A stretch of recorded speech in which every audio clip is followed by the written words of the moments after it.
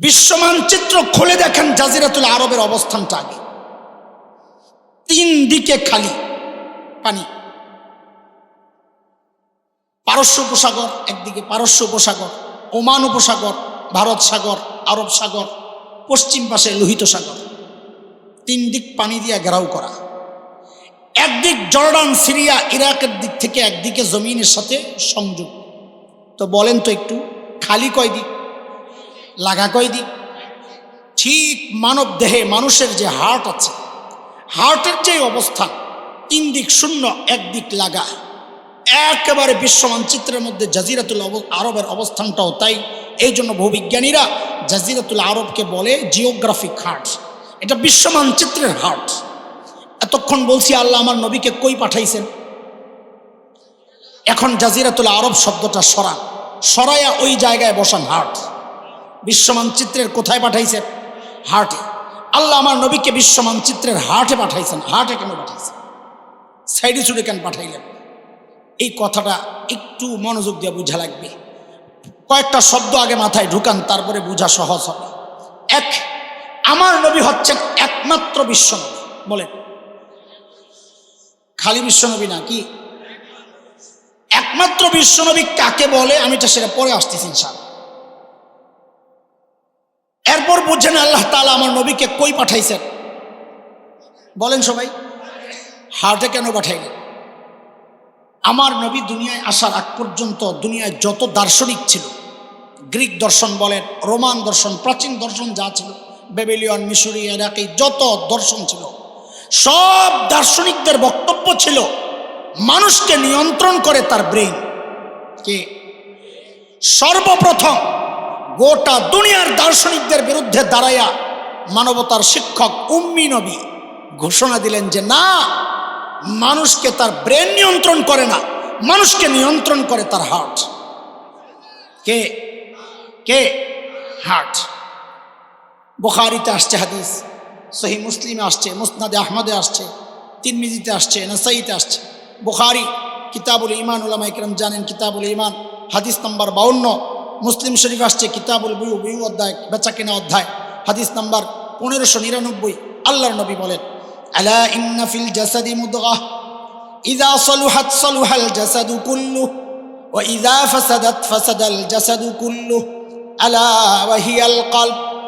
এরে আমার উম্মত, মানব দেহের মধ্যে একটা গোশতের টুকরা আছে। ওই গোশতের টুকরা যদি ঠিক হয়ে যায়, গোটা বডি ঠিক। গোশতের টুকরায় যদি সমস্যা দেখা দেয়, গোটা বডিতেই সমস্যা। এটা 2 অর্থে হইতে পারে। আক্ষরিক অর্থ হইতে পারে যে আসলেই ওই জায়গায় গন্ডগোল লাগলে বডি, হার্ট ফেল করলে মানুষ মারা যায়, তো ঠিকই আছে, হার্ট নষ্ট তো বডি শেষ।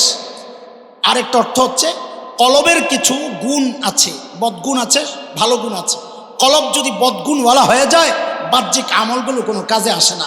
কলব যদি বদগুণ না হয়, ভালো গুণের গুণে গুণান্বিত হয়, তো মানুষের বাহ্যিক আমলগুলো সুন্দর হয়। এই অর্থ হইতে পারে। তো নবী বলেন, কলব ঠিক, বডি ঠিক, কলব নষ্ট, বডি নষ্ট, গোশতের টুকরা নষ্ট, বডি নষ্ট, সেই গোশতের টুকরার নাম হচ্ছে হার্ট, কলব। এই হাদিস দিয়া তো এতদিন পিসাবরা ওয়াজ করছে কলব ঠিক করার মাসআলায়, আত্মশুদ্ধির মাসআলায়, নাকি? আমি তো আর পিসাব না, আমার কাম হইল আরেক জায়গায়, আমি হাদিসকে লাগাইতেছি আরেক জায়গায়। ও দোস্ত, বুঝেন, আল্লাহ তাআলা আমার নবীকে বিশ্ব মানচিত্রের কোথায় পাঠাইছেন?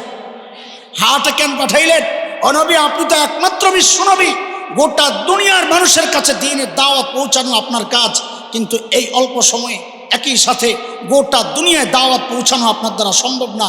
তার চেয়ে বরং আপনাকে হার্টে পাঠাইলাম, আপনি হার্টে মেহনত করেন। হার্ট ঠিক তো গোটা দুনিয়ার বডি ঠিক হয়ে যাবে। বুঝে আসছে কথা? এর চরম বাস্তবতা হচ্ছে আজকের আরব বিশ্ব হার্ট, তাদের ইমান আকীদায়, বিশেষ করে শাসক শ্রেণী মুনাফিক, ওদের ইমান আকীদায় পচন ধরেছে। এর ফলাফল গোটা দুনিয়ায় দেখছি। আমি চ্যালেঞ্জ করছি, এখনো যদি আরব বিশ্ব হার্ট ঠিক হয়ে যায়, গোটা দুনিয়া ঠিক হয়ে যাবে। একটা কথা বুঝেন, ধরেন এটা একটা পুকুর, আপনি ঠিক মাঝখানে একটা ঢিল ছড়েছেন, তো ঢেউটা সমানতালে চারদিকে ছড়াবে, তাই না? কিন্তু ঢিলটা যদি এক সাইডে মারেন, তো ঢেউটা একদিকে শক্তিশালীভাবে দ্রুততার সাথে আশ্রে পড়বে, আরেক দিকে যেতে যেতে সময় লাগবে, ঢেউটাও দুর্বল হয়ে যাবে, তাই না? আমার নবী যেহেতু একমাত্র বিশ্ব নবী, এই জন্য আল্লাহ গোটা দুনিয়ার মাঝখানে হাটে পাঠাইছেন। কেন? যেন হেদায়েতের নূর সমানতালে চারদিকে ছড়ায় যায়। আরেকটা উদাহরণ বুঝি, আমি উদাহরণের উপর উদাহরণ দিতেই থাকবো, সময় যাবে গা, কিন্তু বুঝানোর জন্য করবো কি, আপনাদের মাথা ব্রেন তো আগে সাফ করতে হবে, এরপরে মূল কথাটায় ঢুকতে হবে। আসল কথা তো রয়ে গেছে। আমাদের একজন বড় মুফাসসির ছিলেন আপনাদের এই কাছের এলাকার ঢাকার, আব্দুল গফফার রহমতুল্লাহ আলাইহি। খুব দারুণ কথা বলতেন, আমাদের মতো এত ভুংবাং ছিল না। আমাদের বড় আকাবির, আমাদের বড়দের একজন হযরত হাফিজ জুজুর রহমতুল্লাহ আলাইহির সোহবত পাওয়া শেখুল হাদিস আল্লামা আজিজুল হক রহমতুল্লাহ আলাইহির সঙ্গী। খুব রসিক মানুষ ছিলেন, কথা বলতেন মাঝে মাঝে একদম খুব অবাক করা কথা। তো হযরত বলেন যে আমরা ইন্ডিয়াতে গেছি আলেমদের এক কাফেলা, কয়েকজন আলেম মিল্লা। তো সকালবেলায় নাস্তা দিছে গরম টাটকা শুকনা খিচুড়ি, মাঝখানে দিছে ঘি। কি গরমের তাপে ঘি তো তেল হয়ে যায়, বলেন কি ঘি কি হয়ে যায়? ঘি গইলা তেল হয়ে যায়। পশ্চিম দিকে যেই মাওলানা বসছেন উনি হঠাৎ করে কি করলেন, আচ্ছা কি করলেন এটা বুঝার আগে আরেকটা কথা বুঝাবো। ইসলাম আসছে কোন জায়গায়? দুনিয়ার মাঝখানে, হার্টে মাঝখানে। সর্বপ্রথম মুসলমান হিজরত করছে কোন দিকে?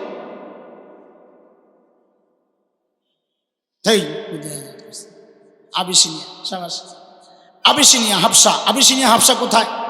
আজকের দুনিয়ার মানচিত্রে লোহিত সাগরের পশ্চিম পার ইথিওপিয়া, এরিত্রিয়া যেই অঞ্চলটা, ওটা ছিল নবীযুগের হাবশা।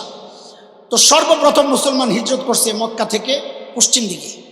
ওই পশ্চিম দিকে যে হুজুর বসছেন উনি হঠাৎ করে কি করলেন, ঘিরে বানাইছি ইসলাম, ওই যে মাঝখানে ঘির মধ্যে আঙ্গুলটা দিয়া নিজের দিকে একটা টান মারে আর বলে ইসলাম প্রথমে মক্কা থেকে হাবশার দিকে হিজরত করছে। এখন ঘি তো গইলা গেছে, গরমে সব ছুটছে হাবশার দিকে। পূর্ব উত্তর কোনায় যে মাওলানা দেখছেন যে অবস্থা তো কাহিল, ঘি তো হাবশাওয়ালা খাই লিব।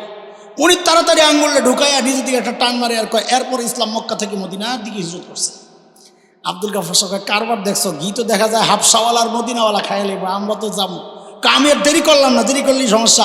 তাড়াতাড়ি হাতাড়িরে বইটা ঘিডারে পুরা খিচুড়িতে মাখলাম আর বললাম এরপর ইসলাম গোটা দুনিয়ায় ছড়াই গেছে। হরে দোস্ত, আল্লাহ ইসলামকে দুনিয়ার মাঝখানে পাঠানোর কারণে ওই ঘিয়ের ভাগ আমি আর তুমি সময় মতো পাইছি। আল্লাহু আকবার বলেন না? এই পর্যন্ত বুঝছেননি কথা? আল্লাহ আমার নবীর হার্টে কেন পাঠাইছেন বুঝছেননি? বুঝছেন না? আচ্ছা ভালো কথা। আমার নবী একমাত্র, এই পর্যন্ত বুঝছেন?